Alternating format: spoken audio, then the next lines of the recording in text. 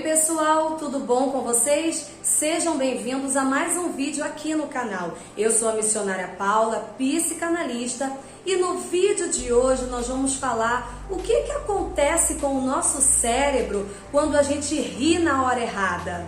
Você já se pegou rindo numa situação que não era para você rir? Quando você viu alguém cair, ao invés de você ajudar, você caiu na gargalhada. Ou você riu no meio de uma briga. Você já riu quando você estava levando bronca de alguém? Você já riu em velório? Quem nunca riu na hora errada, né? Na verdade, é sobre tudo isso que nós vamos falar no vídeo de hoje. Mas antes, eu quero te pedir, curta esse vídeo. E se você ainda não é inscrito, se inscreva aqui no canal. Na verdade, rir no momento de dor é um mecanismo de defesa do nosso cérebro. É uma descarga diante da angústia que a gente está sentindo naquele momento. Então, quando a gente está num momento de tensão, o cérebro ele tenta substituir aquele momento de medo, de desespero, por um sentimento de humor. Então, assim, o cérebro ele substitui aquela verdade por uma ilusão de humor, para dar um alívio momentâneo àquele sentimento que a gente está tendo naquele momento. Então, em momentos de grande estresse emocional, o nosso corpo ele usa a risada para aliviar aquela tensão momentânea. Então, quando você ri numa situação triste, numa situação de tensão, é o seu corpo trabalhando para tornar essa situação mais amena. São as nossas autodefesas. Não é programado, é inconsciente. Quando você vê, você já está rindo da situação.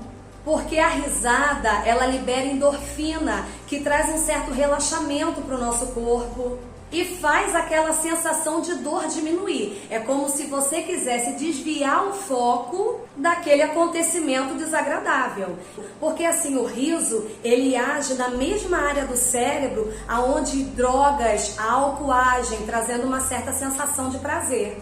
Até aqui tudo bem, é considerado normal, é uma proteção cerebral. Os especialistas dizem que quando te der um ataque de riso na hora errada, tenta respirar fundo para oxigenar o cérebro, tenta desviar o foco, pensar em outra coisa, no trabalho, sai daquele ambiente para você se recompor, voltar ao normal.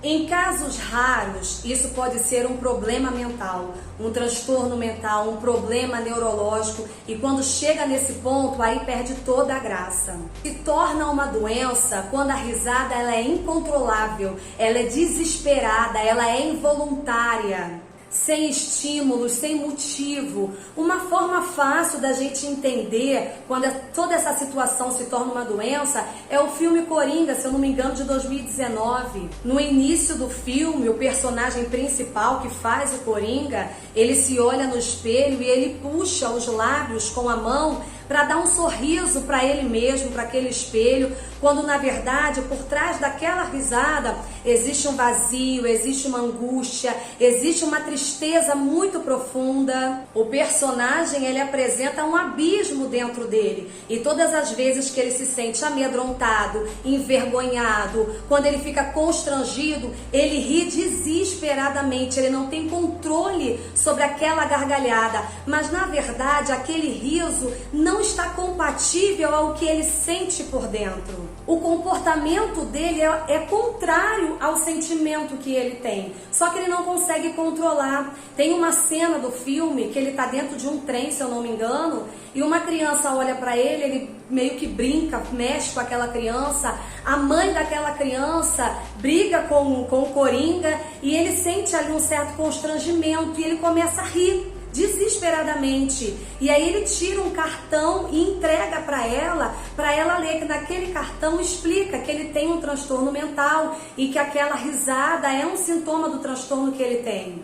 Nós sabemos que violência na infância, rejeição, entre outras situações críticas da infância, pode causar sim uma mudança aí na nossa estrutura mental. E a infância do Coringa foi justamente uma infância de violência. Ele sofreu violência física, mental e continua sofrendo na fase adulta. Por causa de todas as situações vividas na infância, ele teve danos cerebrais e agora ele vive com a rejeição da sociedade, com a solidão, com o desprezo. A própria sociedade ridiculariza ele por falta de conhecimento sobre a doença. Ele até tenta se conectar com o mundo, mas ele só recebe um retorno de ridicularização. Nós sabemos que a dor emocional, ela age no cérebro no mesmo lugar aonde a gente sente a nossa dor física. Eu estou usando o exemplo desse filme para você entender melhor quando essa questão de rir na hora errada passa do ponto. Nós sabemos que a gargalhada dele esconde uma grande dor, esconde as carências que ele teve. Ele trabalha com uma roupa colorida que é o oposto do que realmente é a vida dele. Esse vídeo é apenas uma reflexão, tá bom? O único médico que é capacitado para trazer diagnósticos de transtornos mentais é o psiquiatra. Então, se torna doença quando a pessoa ela tem a inabilidade de controlar as suas expressões emocionais. Isso aí vai causando transtorno, constrangimento social.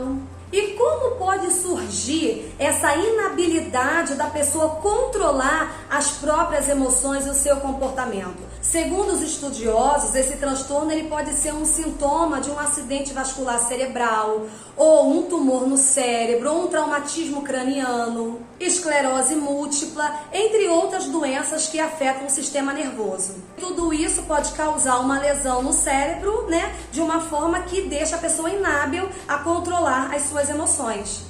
Graças a Deus, no nosso país, nós temos uma porcentagem pequena dessas pessoas que sofrem desse transtorno. Porém, a pessoa que sofre com esse problema precisa, sim, da ajuda dos profissionais para tentar ter uma melhora aí na qualidade de vida, o próprio uso da medicação para diminuir essas crises.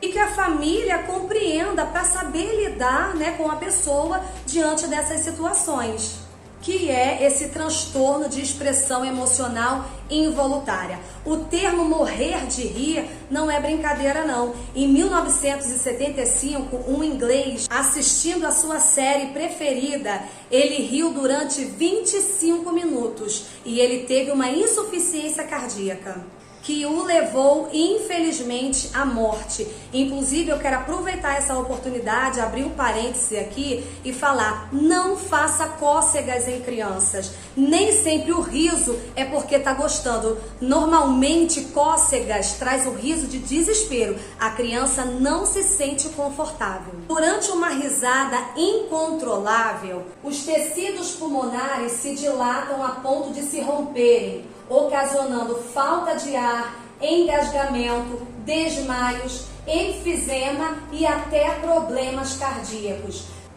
Então, gente, quando não é um problema mental, um transtorno neurológico, a gargalhada continua sendo o melhor remédio para nossa alma. Esse vídeo é mais para a gente matar a nossa curiosidade, porque que a gente dá muitas das vezes risadas na hora que não deveria dar, e também para trazer um esclarecimento à sociedade.